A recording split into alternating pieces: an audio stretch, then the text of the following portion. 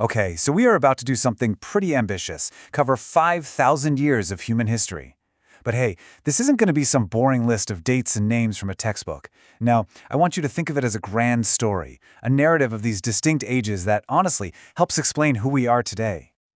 So what if I told you that all of human history, this vast, sprawling story, could be organized into just 6 core chapters?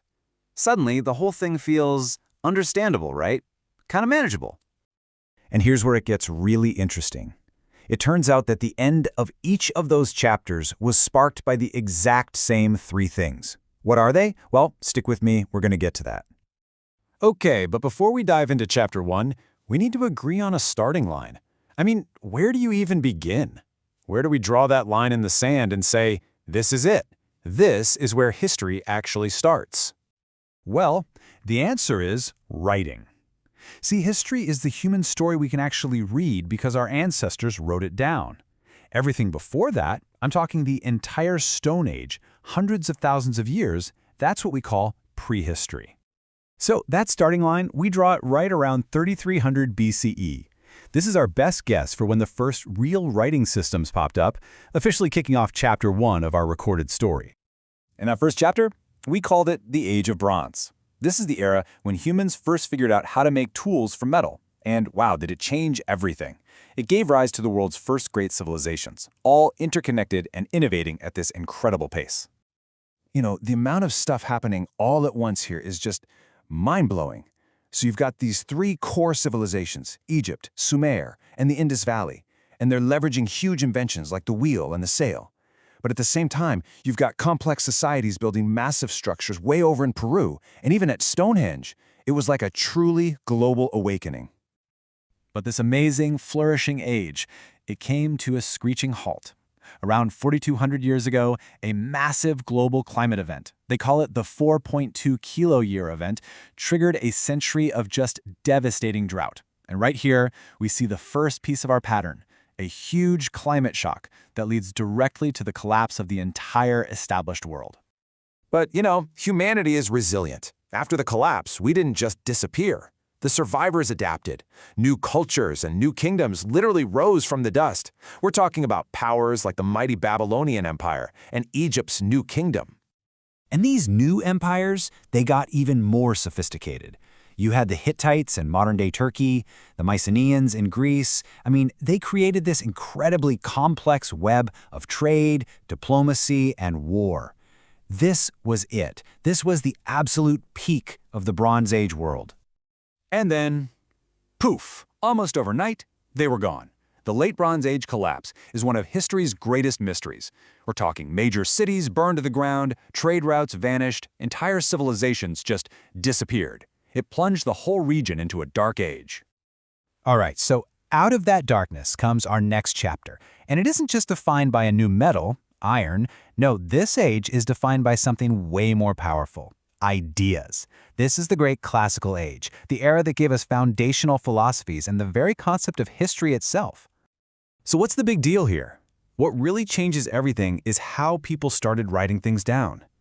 We go from simple lists, this king fought this battle, to actual history books. You get writers like Herodotus in Greece, who we call the father of history, and he starts to consciously record and analyze the past. It gives us a much, much richer picture of their world. And man, what a world it was. Just look at this incredible simultaneous explosion of thought happening all over the globe.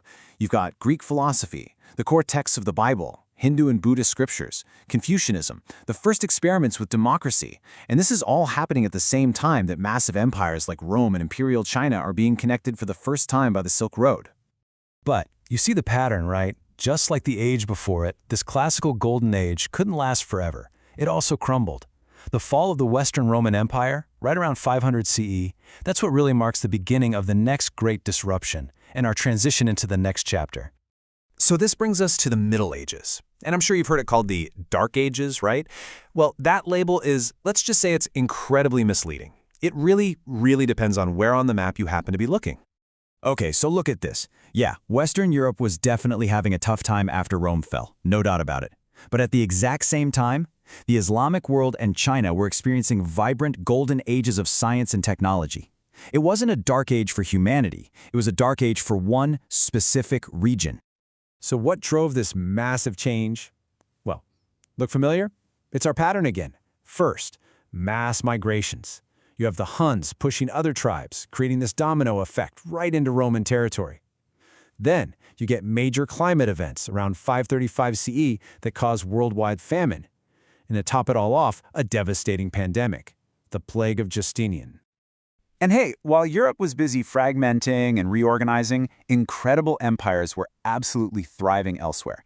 You've got the Mali Empire in West Africa, ruled by Mansa Musa, literally the richest person who has ever lived. In the Americas, you had the Incas, the Aztecs, the massive city of Cahokia, and of course the Mongol Empire, the largest single land empire the world has ever seen, period.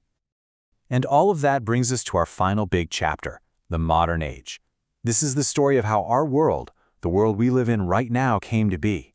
It was forged in a series of these rapid-fire, cascading revolutions that are still accelerating change today.